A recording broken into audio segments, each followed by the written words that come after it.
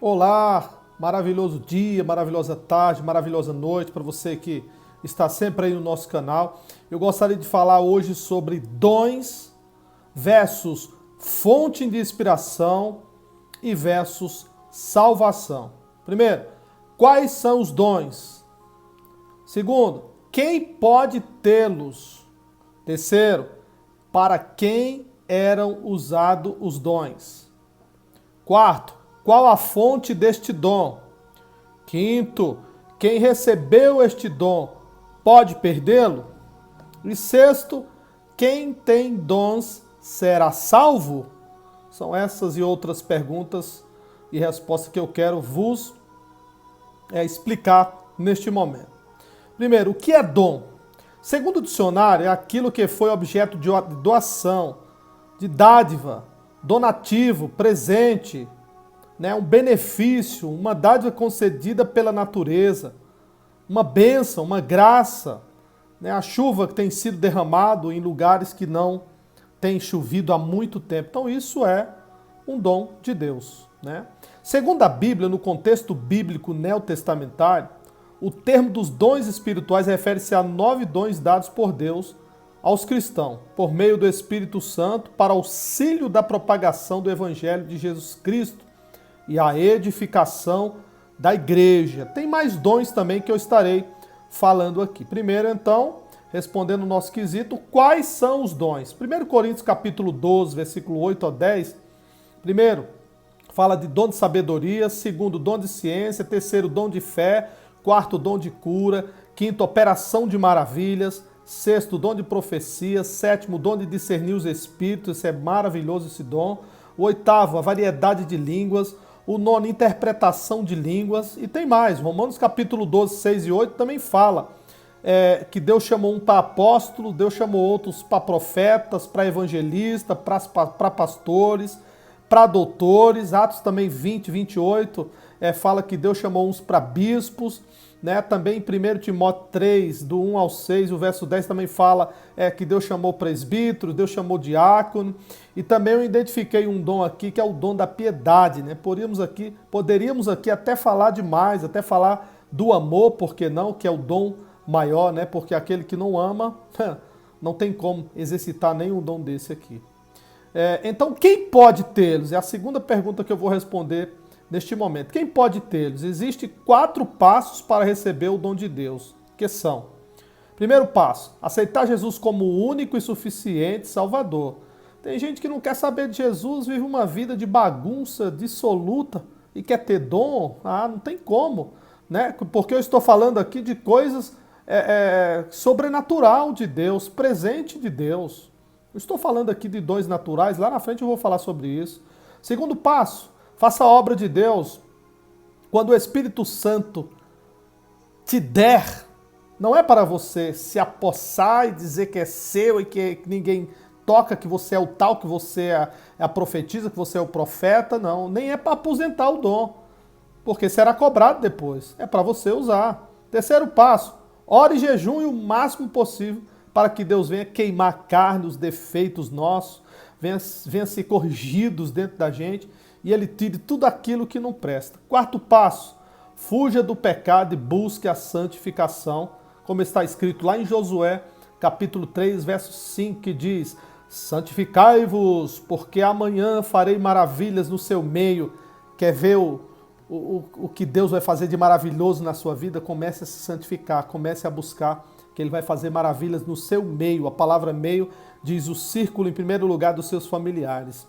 Em 1 Coríntios capítulo 12, 11 diz: todas essas coisas, porém, são realizadas pelo mesmo e único Espírito, e Ele as distribui individualmente a cada um conforme Ele quer. Então é o Espírito Santo que distribui, é o Espírito Santo que dá conforme Ele quer. Tem gente que Ele não vai querer, Ele não vai dar.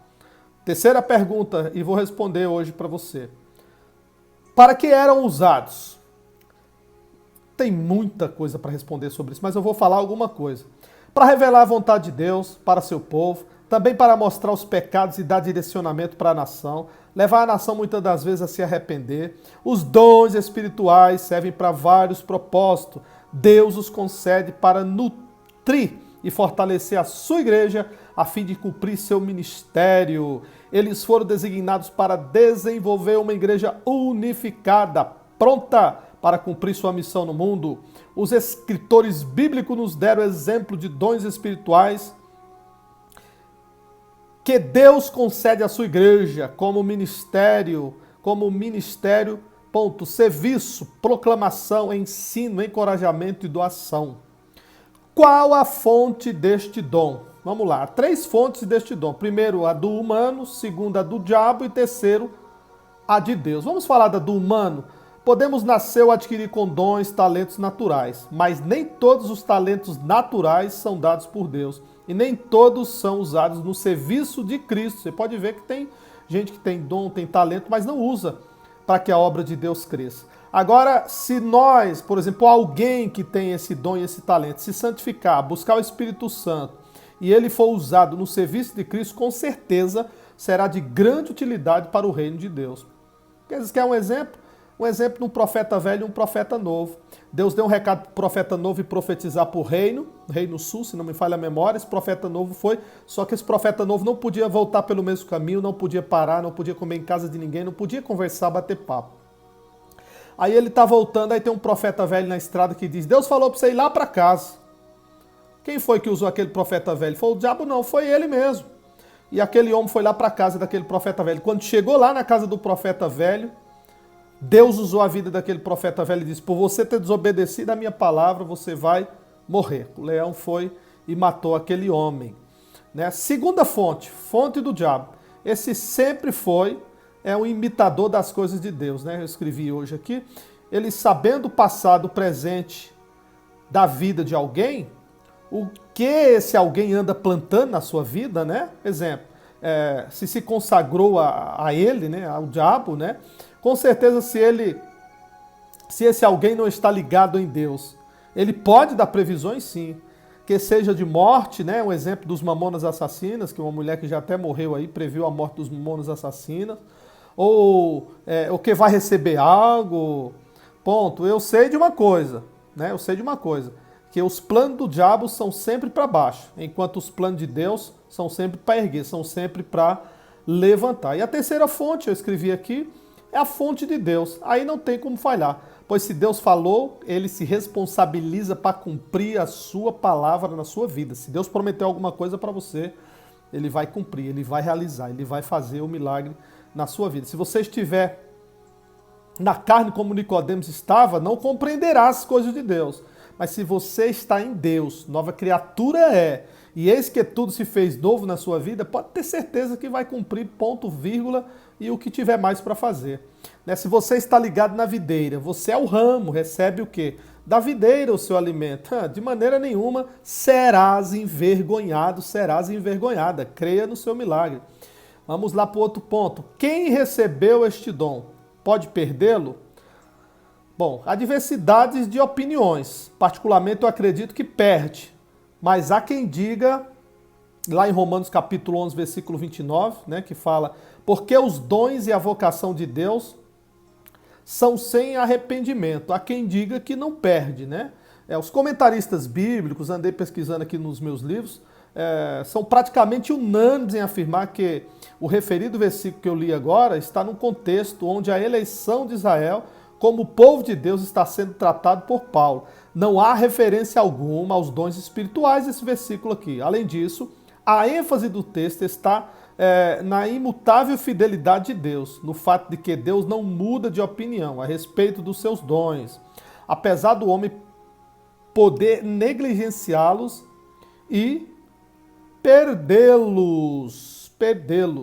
Então essas palavras se referem aos privilégios de Israel mencionada lá no mesmo livro, 9, verso 4, verso 5 e 11, 26, né, o contexto dessa passagem tem a ver com Israel e os propósitos de Deus para aquela nação e não aos dons espirituais. A vocação ministerial relacionada com a obra do Espírito Santo na igreja. 1 Coríntios capítulo 12. Né? Se eu passar a acreditar que não se perde, irmãos, meus queridos que estão me ouvindo aí, vendo, também vou acreditar que salvos uma vez, salvos para sempre. Quem usa Quem usa a gente nos dons é o Espírito Santo. Então o camarada vive uma vida de engano, de pecado. Quem é que vai usar ele? É o Espírito Santo que vai usar uma pessoa dessa? É o Espírito Santo que vai dar dons para essa pessoa? Tenho certeza que não é o Espírito Santo. Com certeza muda a fonte. Não é o Espírito Santo, é outra fonte. Ou essa fonte vai ficar seca e não vai jorrar água, como Jesus falou. Aquele que beber a minha água jamais terá sede. A parábola dos talentos diz, Mateus 25, 29. Eu fico com essa resposta aqui. Porque a qualquer um que tiver será dado, e terá em abundância. Mas o que eu não tiver, até o que tem lhe será tirado. Outro exemplo, as 10 virgens. Eram 5 prudentes e 5 loucas, que por não vigiarem, perderam ou deixaram acabar o seu azeite e não entraram nas bodas do Cordeiro. Por último, quem tem dons de Deus, será salvo? A resposta é não. Dons não salva ninguém. Há exemplo na Bíblia de homens que tinham dons e acabaram os seus dias mal. Um exemplo, o rei Saul. Profetizava, pulava, tinha revelação, começou bem, mas acabou mal. No seu último dia de vida, ou nos seus últimos dias de vida, consultou feiticeiro, fez coisas erradas e infelizmente ele se matou com a sua própria espada. Outro exemplo disso, o apóstolo Judas, foi escolhido por Jesus. Recebeu o apostolado de Jesus, mas se vendeu por dinheiro e ficou com remorso, não arrependimento, remorso, e se enforcou, filho da petição. Então, uma pequena conclusão que eu faço, os meus queridos e minhas queridas, que eu sei que vocês vão copiar o link, vão passar para os grupos, vão ajudar a gente aí no nosso canal. A pequena conclusão que eu faço, o segredo da vitória é: guarda o que tens para que ninguém tome a tua coroa. E também não deixe, como diz lá no livro de Provérbios, Eclesiastes, agora me esqueci, deixar a coroa sua cair. Não deixe também ela cair. Esteja com ela firme, mantida firme na sua cabeça, na sua mente, no seu coração, porque Deus vai dar vitória para você. Viva uma vida de obediência e temor a Deus, porque é o princípio da sabedoria. Amar a Deus e amar ao próximo como a você mesmo, Como você mesmo que quer o melhor para você.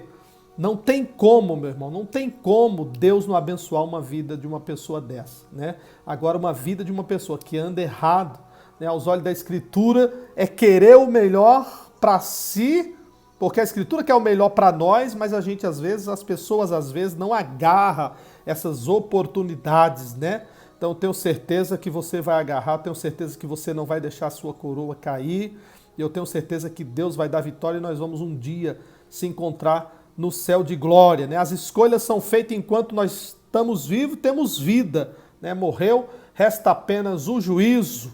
Deus abençoe sua vida, Deus abençoe sua casa, Deus te cubra com toda sorte de bênção e de milagres, em nome de Jesus. Deus abençoe e até o próximo vídeo, se Deus quiser.